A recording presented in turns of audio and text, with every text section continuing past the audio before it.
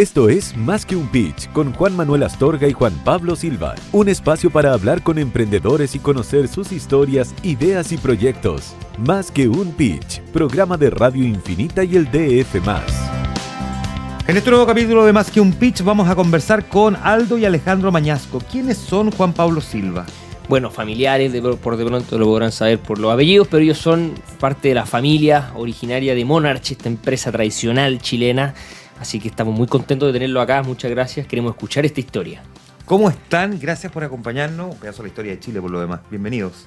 Gracias a ustedes, pues feliz de que podamos contar tantas historias que han pasado desde que partió. Así que tenemos tiempo. Tenemos tiempo. Ya, porque son muchas. Sí, ¿por dónde Bien. partimos? A ver. No, yo me iría, yo siempre lo mismo, pero al origen. Vámonos al origen de esto. ¿Cómo partió esta empresa?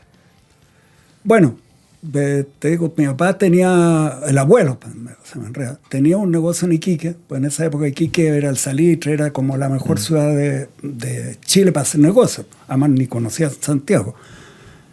Y un día mi abuelo se retiró, se fue a ir a Italia y dejó a los socios a cargo de la empresa y le mandaban plata, no sé, todos los meses, cada tanto y vida de eso. En esa época se jubilaban muy jóvenes los viejos, pues. Sí, pues. No era viejo. Y un día no le mandaron más, pues. ¿Ya? Entonces se preocupó y dijo, yo no vuelvo, y tomó a mi papá, que tenía 17 años, había estudiado contabilidad nomás allá, y le dijo, tienes que irte a Chile. Mi papá no conocía Chile, nunca había venido a Chile. El barco, y llegó para acá nomás. Llegó a conoció a los socios, y parece que mi papá era encachado en esa época, y después también. Porque al final arreglaron un poco la empresa, y mi papá dijo, me contaba a mí, me dijo, yo voy a ir a Santiago. Acá en Iquique no vamos a llegar muy lejos. Y se vino a Santiago. Y justo, él tenía un amigo italiano que vivía muy cerca en Rapallo, donde vivía mi papá, que estaba en Santiago. Se comunicó con él, se puso a conversar y le dijo, Juanita, yo trabajo en una empresa de calcetines. Soy el mecánico, soy el que conozco todo. Mi papá de calcetines no sabe nada. Ah, qué bueno. Le dijo, ¿sabes que la venden? ¿Por qué no la compra? Mi papá dijo, hice una oferta, nos contaba los hijos, y no me la aceptaron. Así que me iba volviendo a Iquique, y es tal cual, pues, iba subiendo la pista para subir al barco, y llega corriendo el amigo y le dice en italiano, Joanín, me han aceptado la oferta, te aceptamos la oferta. Mi papá se bajó el barco, fue y la compró. Y ahí partió el Compró la fábrica de calcetines. Claro, que se llamaba Monarch. Mira, ¿de qué año estamos hablando? 1937, por ahí. Mira. Monarch, pero no era como el Monarch de hoy día.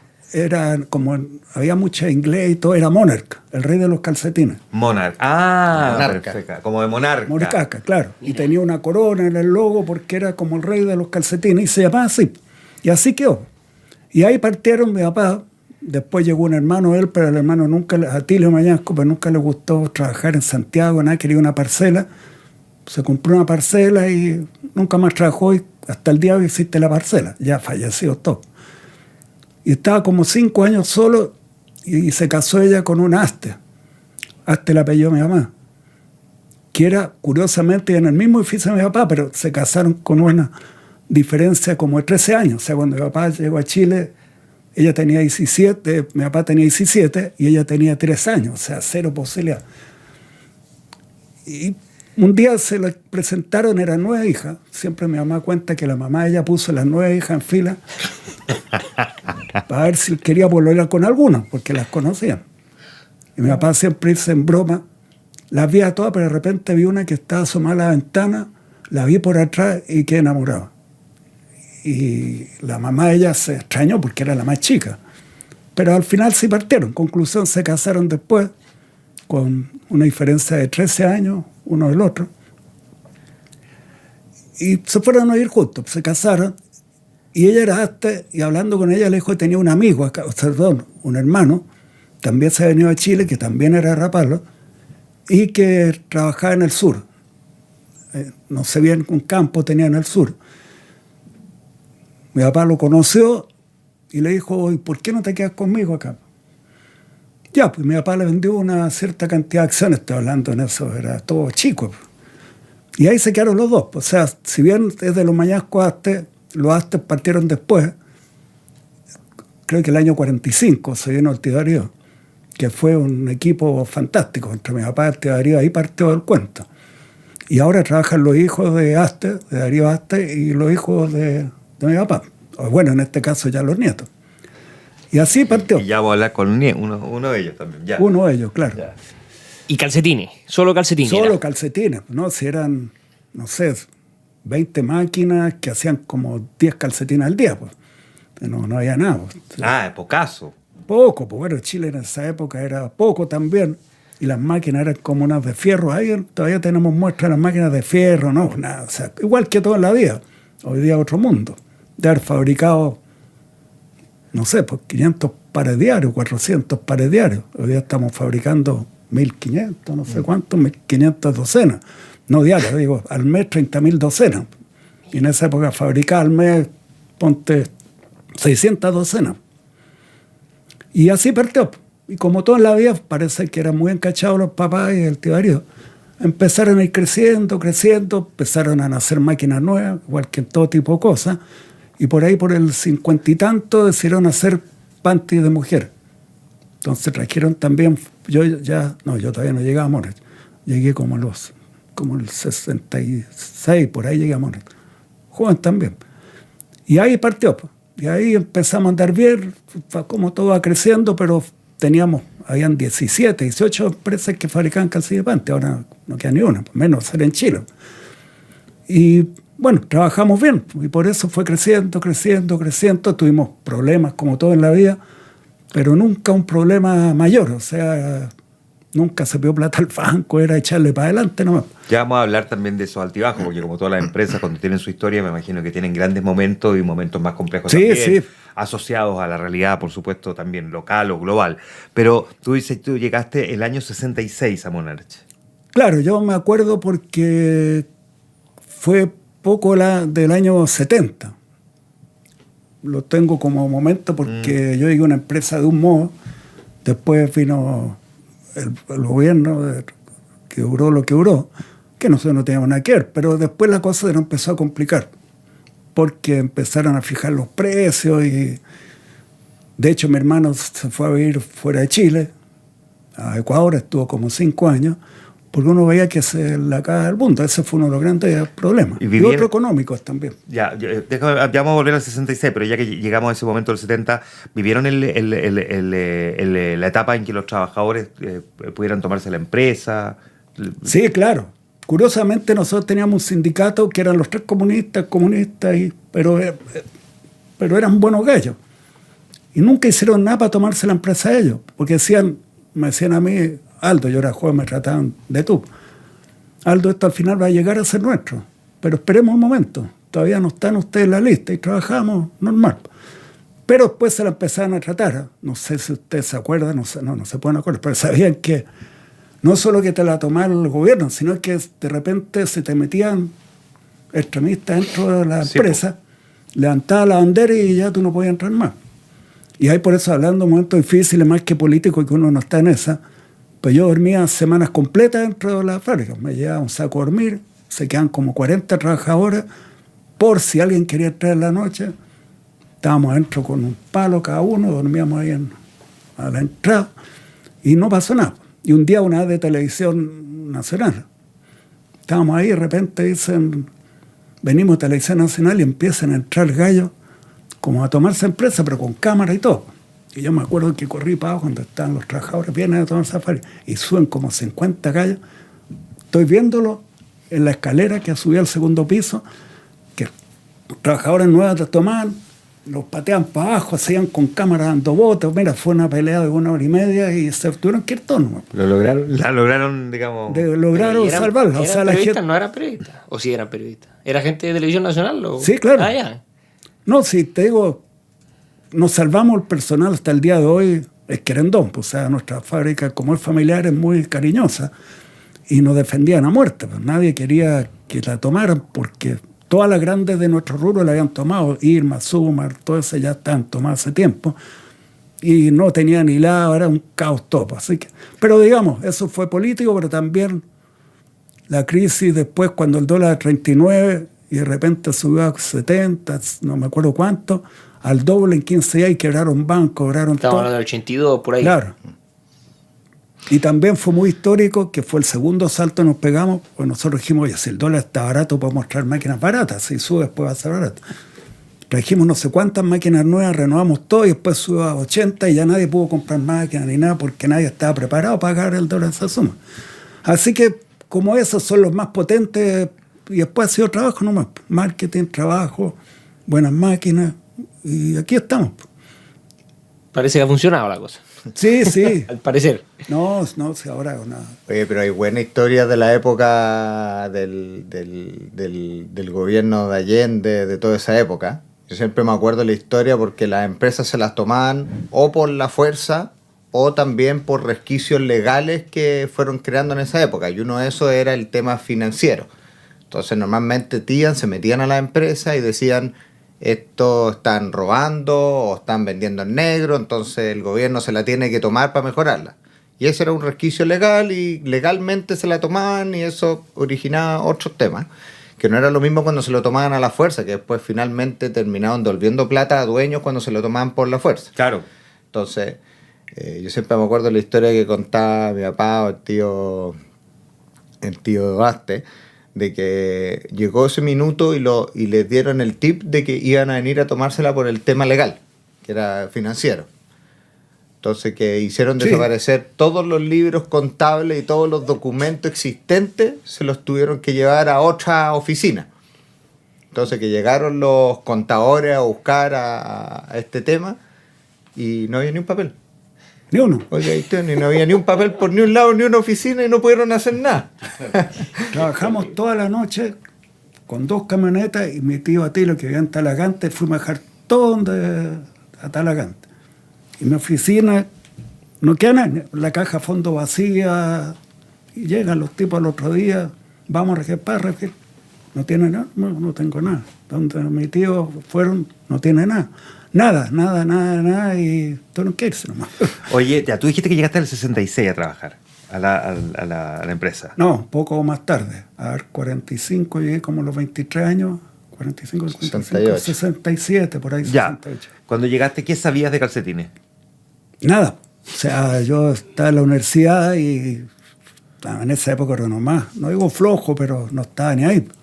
Cuando chico iba a jugar ahí, saltamos arriba de los calcetines, pero no tenía idea ni de una máquina, ni había trabajado nunca en mi vida, hermano. ¿Y qué te tocó hacer cuando llegaste a trabajar ahí?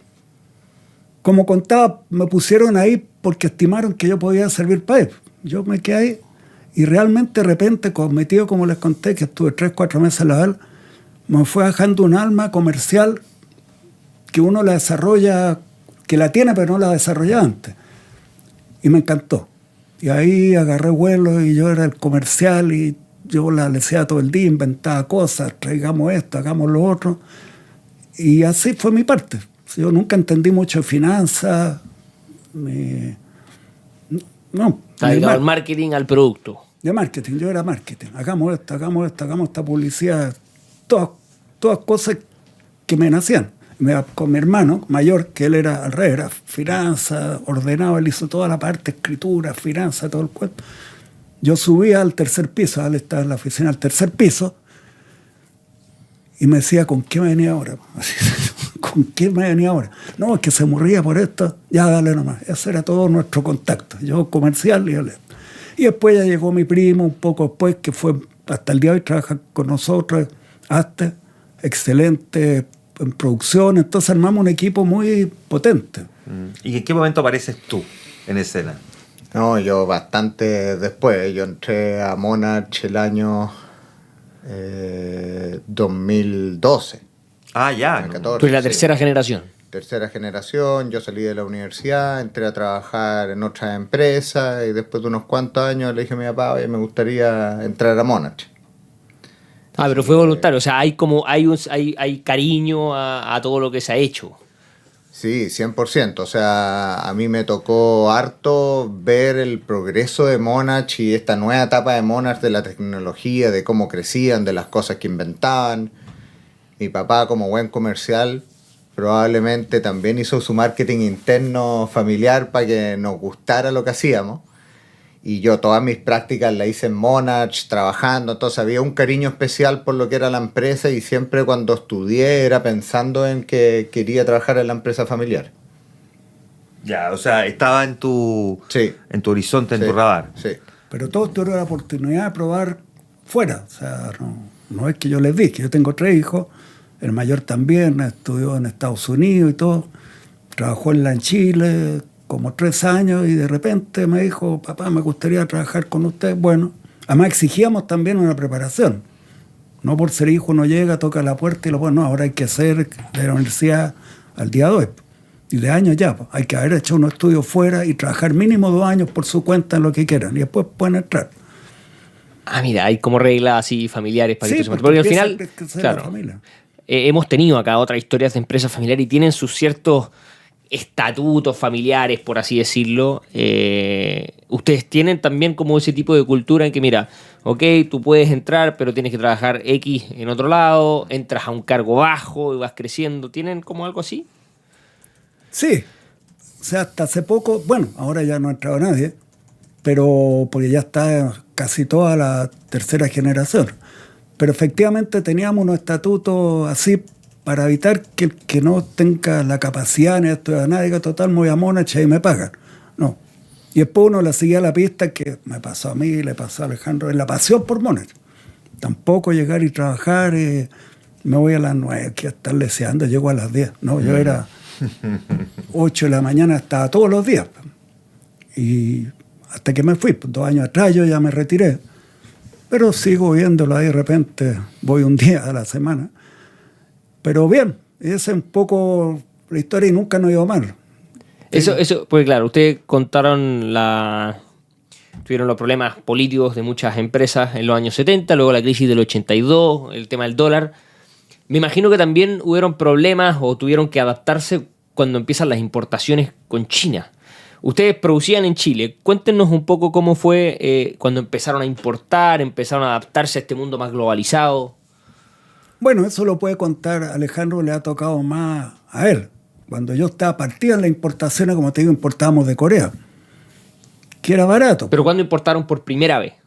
¿Qué año? Yo tenía 39 años, ponte 40, cuando fui a Corea. Y nací en el 45. Tuvo que haber sido el año 80, que por el dólar, que estaba tan barato el dólar, finalmente no valía la pena producir acá. O sea, era tanta la diferencia, claro, que de hecho en esa época contaban que la decisión fue: mantengamos las máquinas, mantengamos a la gente contratada con un sueldo mínimo en su casa, cerremos la fábrica y importemos desde afuera. O sea, esa fue como la lógica, porque en algún minuto el dólar tenía que cambiar. Y por lo tanto no tenía sentido cerrar la fábrica, claro, sino que más bien entonces, ponerle pausa y aprovechar ese momento. Y ahí en esa época, el China de esa época era Corea. Y ahí tienen una historia de Corea. Eso. Imagínense, yo quiero saber en eso. un avión yendo a Corea. Chileno yendo a Corea, en el esa año época. Además 80. En esa teléfono, época, sin así, mapas, sin y a nada. Corea, A Corea. No, y Corea, te digo, era... Yo siempre viajé con mi primo. No, te digo, una experiencia... El avión no es como ahora. No había tele, no había nada. Nosotros nos íbamos jugando a cualquier cosa.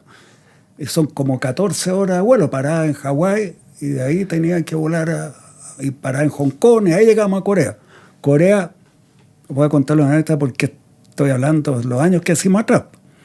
Y los riesgos que corríamos. Llegábamos a Corea, había un hotel nomás, así ya más con algo de que uno pudiera comer. De partida la coreana era incomible. Y nos quedábamos ahí. Pues. Y un día salimos a caminar y de repente suena una sirena y vemos que la gente caminando al lado nuestro se tira al lado de la cuneta, empiezan a aparecer en los techos gente con armas, unos autos ponen luces arriba. Y nosotros seguíamos caminando. Pues. Y de repente un gallo que hablaba inglés nos para: oye, ¿dónde andan ustedes? Caminando. No, tienen que volverse de hotel, al tiro. Pues ellos el temor que tenían que lo invadieran de Corea del Norte. Y era muy cerca de Seúl. Entonces cuando había posibilidad, hacían práctica. Entonces era una práctica por esta cuestión Y tuvimos que volver corriendo y meternos al hotel y quedarnos encerrados, y el hotel nos retó cómo fue a salir. ¿Qué vamos a hacer? Nosotros no podíamos salir. Y te digo, y si tú ibas a Corea, que después fuimos a una fábrica que queda fuera de Corea, tenía una calle ancha y cada tanto, ponte, habían 2 kilómetros más anchos, porque los aviones aterrizaban de repente en cualquier parte. Pues no daban los aeropuertos tampoco. Pero fuimos 3 veces, nos pasaron todo tipo de cosas. Oye, es que no quiero parar de hablar de Corea. No sé qué opinas, Juanma. Nos vamos a la pausa y seguimos hablando de Corea. De Corea y de toda la historia que nos queda por delante de Monarch. Sí, pues ya. Vamos a la pausa, seguimos conversando en esta muy entretenida diálogo con Alejandro y Aldo Mañasco de Monarch. Estamos en Más que un Pitch, volvemos de inmediato. Más que un pitch, con Juan Manuel Astorga y Juan Pablo Silva. En Walmart Chile están comprometidos con el crecimiento del país y con convertirse en una empresa regenerativa para que sus colaboradores, clientes y comunidades tengan acceso a más empleo, más crecimiento y más oportunidades para vivir mejor. Estamos de regreso. Esto es Más que un pitch, un espacio de Radio Infinita y el DF+, para conversar sobre emprendimientos y proyectos, junto a sus creadores. Y volvemos a Más que un Pitch. Estamos conversando hoy con Aldo y Alejandro Mañasco de Monarch, Juan Pablo. Nos quedamos antes de irnos a la pausa de las primeras experiencias de viaje a Corea. Ellos importan de Corea. Yo quiero saber un poquito entre ese proceso. Uno, ¿cómo llegan a un productor coreano? Porque hoy día en China uno va a la feria de Cantón, o es mucho más fácil. Incluso Alibaba, uno se contacta directo por WeChat con los productores. Pero en esa época no había redes sociales, no había internet, no había teléfono, ¿para qué decir? ¿Cómo uno llega a Corea sin hablar coreano? Además, 2 chilenos, y dicen aquí tenemos que importar algo. Mira, la verdad es que no tengo recuerdo exacto, pues también importamos de Taiwán. Taiwán también se transformó en un posible para importar, y viajamos a Taiwán y a Corea. Pienso que, no me acuerdo, parece que Argentina, un día llegó una persona y dijo, yo traigo cosas de Corea. Y él traía para Argentina. Y nos contó de Corea y todo, y por ahí picamos. Entonces, cuando fuimos a la primera Corea, él estaba en Corea. Yeah. Y ese viaje nos esperó, pero él se vino a Chile y ahí ya nos quedamos solos. Y nos pasaron a buscar de las distintas empresas y nos llevaban para todas partes, en las fábricas y todo. Además era triste verla, porque te digo, la gente vivía ahí, entonces ve la gente sentada esperando que oscurezca para acostarse. Pero era barato, cumplidores, y por ahí partimos. Y después ya nos arreglamos solos. Qué increíble. Esto fue en los años 80, usted dice. Sí, ya. Ver, sí. Y después ya China. Eso, ¿cuándo parte el tema del boom con China? Son todas anécdotas, pero China ahora está exportando a Chile no solo lo nuestro, de todo, cantidades tremendas. Pero hace también como 20 años haber sido, que una vez fui a Falabella, ponte, y me encuentro una señora joven que yo la conocí en Ripley. Y le digo, ¿y tú qué hacías acá? No, es que estamos importando de China y yo represento a un chino. No me digáis, ¿por qué no conversamos un poco? Que son los que hasta el día de hoy importamos. Y ahí nos conocimos, nos caímos bien. Además, en Ripley la conocí como 4 años que yo la iba a atender. Y trajo al importador, que era el dueño de la empresa, lo trajo a Chile, conversamos súper harto y por ahí partimos. Y después, claro, yo fui a China, tú fuiste a China también. Sí, claro, nosotros siempre contamos que cuando partieron las importaciones de China, que esto ha sido el año 90, fue el primer boom, la importación de los años 90 de las grandes tiendas era un calcetín malo. O sea, era barato, pero malo. Ese fue como la primera gran oleada. En esa época nosotros no importábamos nada, ni se pasó por la cabeza importar. Siguió siendo la lógica de hacer en Chile productos de calidad. Estos productos no competían con nosotros y efectivamente esa primera oleada, obviamente hubo minutos de dificultades, pero finalmente se salió bien. Porque finalmente el cliente no estaba dispuesto tampoco a comprar productos de tan baja calidad. Era la época que uno decía producto chino, producto malo. Eso hoy día ya no existe porque tienen productos iguales o mejores que los mejores. Probablemente estamos todos vestidos de China. Exacto. Y después la segunda oleada de haber venido por ahí por el año 2010, que cambia un poco la configuración, donde los chinos ya empiezan a producir productos de calidad, donde las barreras de importaciones empezaron a bajar, las barreras comunicacionales se fueron prácticamente a cero, entonces cambia un poco la forma de hacerlo. Y ahí finalmente nosotros tomamos la decisión, número uno, dijimos, vamos a seguir produciendo en Chile, creemos que tiene valor la producción en Chile, la flexibilidad, entender el producto, hacer productos de calidad, pero la decisión fue vamos a mantener la planta del tamaño que hoy día estamos. O sea, cualquier crecimiento que hagamos lo vamos a hacer vía importación porque tenemos que tener la pata en los dos lados, y ahí fue como empezamos a traer algunos de los productos que o no podíamos hacer acá o necesitábamos más producción, lo empezamos a hacer desde afuera. Ya en esa época teníamos ropa interior, que la ropa interior en Chile ya prácticamente no quedaba en fábrica, así que eso todo venía de Oriente. Calcetín en esa época el 90% era hecho en Chile, hoy día debe ser el 80%, todavía lo hacemos en Chile. Pero la gran dificultad finalmente fue la competencia. Eran otros precios, calidades ya más cercanas a lo que podía hacer uno. Y ahí es donde hicimos el switch de que la marca empezaba a tomar valor, que ya no era solo el producto, ¿no? sino también la marca.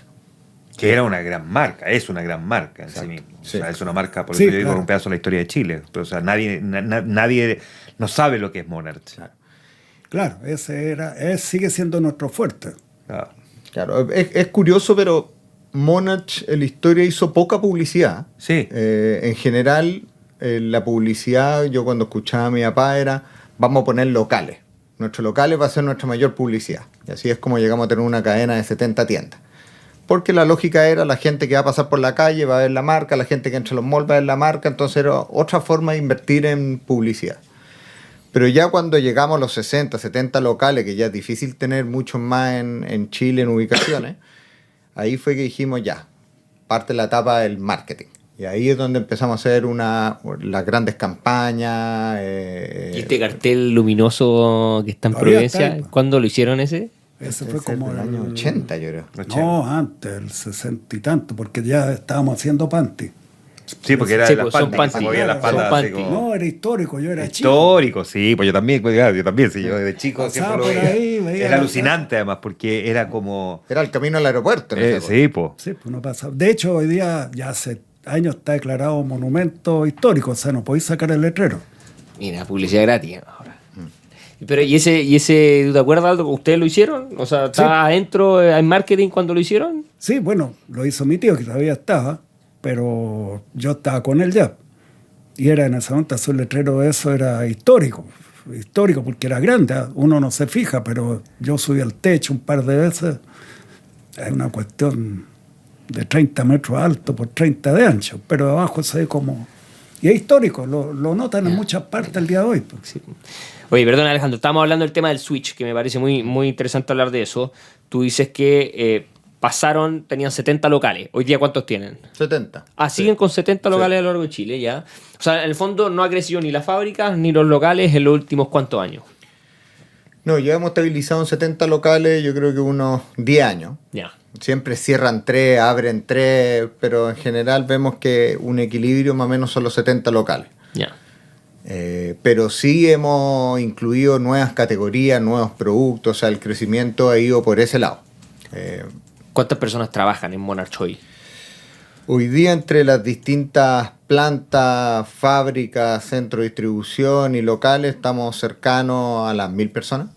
1.000 personas. Sí, es harta gente la que se da trabajo. Oye, y sin necesariamente dar cifras del negocio que no quieran dar, pero ¿cuántos calcetines se venden? No tengo idea. O cuánto, para tener una noción del negocio. Pero siempre decimos que ya es más, pero era una prenda por habitante chileno. A ese nivel. Ese es como nuestro... no sé si alguna marca puede decir lo mismo. Sí. Así que en general en el año son como 20 millones de prendas las que vendemos entre calcetines, panty, etcétera, en el año. Mira. Es bonita la cifra. Pero caché que además tiene una cosa en la que uno no duda. Tú sabés que compráis Monarch y vais a la segura. Claro, yo he usado calcetines principalmente, para ser honesto, Monarch, y efectivamente son... Los calcetines más tú decías que lo hacen en Chile, el 80%. Claro, pero tú compras calcetines Monarch y sabes que vaya a la segura. No tenés la duda ninguna. Con otra marca tú decís, serán buenos, serán suaves, se irán a romper, le va a salir una papa. No tengo idea. Después alguien me podría explicar por qué se nos pierden los calcetines en la lavadora. ¿Ustedes quieren la respuesta a ese misterio? No, una manera de comprar más calcetines. Pues. Claro, están con los días las calcetines con las de lavadora. La chupa por el lado. Impresionante. Pero caché que uno compra Monarch y sabe que va a la segura. Y eso pocas marcas pueden decirlo así con tanta certeza. O que un consumidor lo diga con tanta certeza. Es verdad. ¿Es cierto? Y ese es nuestro core. O sea, hoy en día la tentación de traer productos baratos es alta. Porque efectivamente uno va en China y uno consigue calcetines a 0,5 centavos, a 0,7, a $1 y a $1.50. O sea, tenéis todo el abanico. Pero siempre nos hemos mantenido con la lógica de la calidad. O sea, nosotros todos los productos que hacemos tienen un estándar de calidad que sea suficiente para ocuparlo, buen uso, que cumpla su función. O sea, creemos que ese es el core de Monarch. Justamente como dice Donel, es irse a la segura. El que vaya a comprar a Monarch, que se vaya a la segura. ¿No han tenido en todos estos años, tú dices, ya que hablas de la tentación de comprar más barato, no le han ofrecido comprar la empresa y decir, ya, fue una etapa bonita y se acabó? Siempre ha estado... Ha cambiado la historia porque finalmente estos que eran los 2, 3 dueños, familias dueñas, que tuvieron hijos, que después tienen nietos, la propiedad se va agrandando y nace de vez en cuando la necesidad de decir, chuta, a ver, ¿quiénes van a seguir para adelante con el negocio? ¿Le vemos futuro? La empresa es capaz de manejarse entre tantas familias dueñas, etcétera, etcétera. Y en algún minuto salió la idea de vender. Y en esa etapa, me acuerdo que mi papá salió en el diario diciendo estábamos dispuestos a vender un porcentaje. Y se acercaron marcas y grupos empresariales a preguntar. Pero la verdad, cuando llegó el minuto, los que hubo de decir, oye, ya, ¿alguien está dispuesto a vender? Todos los que estaban involucrados en esa época fueron unánimes en decir que no. O sea, que querían continuar con la propiedad, seguir con Monarch, que al final había un tema un poco espiritual con la marca que todavía no están dispuestos a dejarlo. Siempre está el famoso dicho que dice, la primera generación lo construye, la segunda lo multiplica, la tercera lo pierde. En eso estamos. Pero fuera de allá, ¿tienen como esa presión o en general se hacen bien las cosas con consejos de la generación previa? En el fondo, ¿cómo es esta mezcla entre la segunda generación y la tercera generación, ya que la tercera generación ya tiene el mando de la compañía? No, la verdad yo le saco el sombrero a la segunda generación. La verdad es que fueron súper visionarios en lo que después se empezó a hablar mucho, que era el tema de las empresas familiares. Ellos desde un principio hablaron siempre de que quien entrara a la empresa después de ellos tenía que ser profesional, que tenía que requerirse el cargo, porque a veces entraban familiares que no se requería el cargo, que estudiaran afuera, que hayan trabajado afuera. O sea, nosotros desde chicos nos dijeron que esas eran las condiciones para entrar en Monarch. Y después de eso, ya una vez que la segunda generación empezó a ver que llegaba su minuto de salir de la empresa, por cansancio, por edad, para descansar, etc., hicieron la pega de entregar una empresa ya profesionalizada en el ámbito de los protocolos familiares, orden de cómo hacer las cosas, cómo trabajar para adelante. Entonces, finalmente, el gran miedo y probablemente una de las grandes razones por qué las empresas familiares terminan fracasando es porque no existe un orden dentro de las terceras generaciones. Entonces, en eso han hecho un gran esfuerzo de mantener la unidad familiar, de no pelear, de tener las reglas claras. Y creo que eso es una base suficiente como para poder lanzar el Monarch por los próximos 20, 30 años y las siguientes generaciones. Yo creo que es de los capítulos, Juanma, que más rápido se me ha pasado. Impresionante. De hecho, como que digo, está malo ese cronómetro. Es imposible que lleguemos este rato hablando, pero lamentablemente estamos llegando al final de esta conversación. Y nosotros algo que siempre hacemos en este programa, más que un pitch, porque tiene dos propósitos, que sea educativo, pero que sea entretenido también, es decir algún consejo o algo que le pueda servir a las generaciones que están hoy día generando empresas.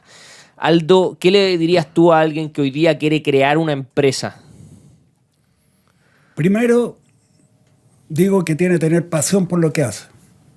Te digo, yo no, en el colegio, la universidad era uno más nomás. Pero de repente agarré una pasión que yo vivía y moría por Moner. Y no por la plata, era por el gusto, ¿viste? ¿Viste que ganamos esto? ¿Viste? Entonces uno va creciendo y de repente es que además está ganando plata. Pero si uno piensa ganar plata sin tener pasión, tiene escasas posibilidades de éxito. Porque tener pasión implica levantarse a las 7 de la mañana, que tengo que ir a un cliente a Osorno, me tomaba el bus, partía a Osorno y me volvía en la misma noche. Por pasión, si al final un cliente a Osorno no iba a cambiar la vida, pero era el sistema. Entonces primero decimos que le guste. O sea, nadie está obligado a trabajar en Moner. De hecho, tengo un hijo, el del medio, son 3 hijos, 2 trabajan en Moner, que trabaja conmigo, tengo campo en el sur, que está fascinado y no vendría a Moner ni que le pagáramos el doble. Yeah. Entonces yo creo que es básico la pasión por lo que uno hace y el gusto por lo que hace. Las ganancias llegan después, pero primero hay que ganarse el momento. Y Alejandro, ¿tú qué le dirías quizás un poquito más dirigido a segundas, terceras generaciones que entran a empresas? ¿Cuáles son los tips para que esta cuestión funcione realmente? O sea, lo primero es el valor de la experiencia. O sea, todo el conocimiento adquirido de las primeras y segundas generaciones hay que valorarlo. Uno como joven tiende un poco a decir las cosas cambiaron, hay que hacer las cosas distintas, pero la verdad es que en ese conocimiento hay mucha experiencia que sirve también para el futuro. Sí que yo creo que principalmente eso, porque todo el resto del mundo moderno, de las herramientas, ya un poco en las terceras generaciones lo manejan, pero Claro. es la experiencia, el conocer de que los problemas, a pesar de que sea una empresa techie, los problemas siguen siendo los mismos que eran hace 80 años. Entonces que ahí ese conocimiento hay que valorarlo mucho. Que se solucionan distintos, pero los problemas son los mismos. Los problemas son los mismos, tienen soluciones diferentes. Claro, digamos. que ahora los jóvenes la hacen un modo y nosotros la hacíamos de otro. ¿Y te gusta cómo lo hacen los jóvenes ahora? O sea, yo me siento que no soy nadie. O sea, cuando uno pregunta algo, espera. También me preguntan cualquier cosa de fábrica y me la sabía porque no había otra manera de manejar la Obvio. empresa. Por eso, como voy a señalarle, es la experiencia que a uno le ha pasado tantas veces, pero se soluciona distinto. Y ahí es donde nosotros no podemos entrar. Qué gran conversación, qué programa más entretenido, más inspirador al mismo tiempo también, de ver cómo una empresa puede proyectarse en el tiempo y puede construir una marca, puede construir historia, puede estar en el corazón de los chilenos, o en los pies de los chilenos en este caso, bueno, y en otras partes también. Y en otras partes también. Alejandro y Aldo Mañasco de Monarch se pasaron por venir al programa. Muchísimas gracias. No, ojalá que les haya gustado, lo hacemos con mucho corazón y estamos súper agradecidos. No, muy agradecidos somos nosotros. Gracias.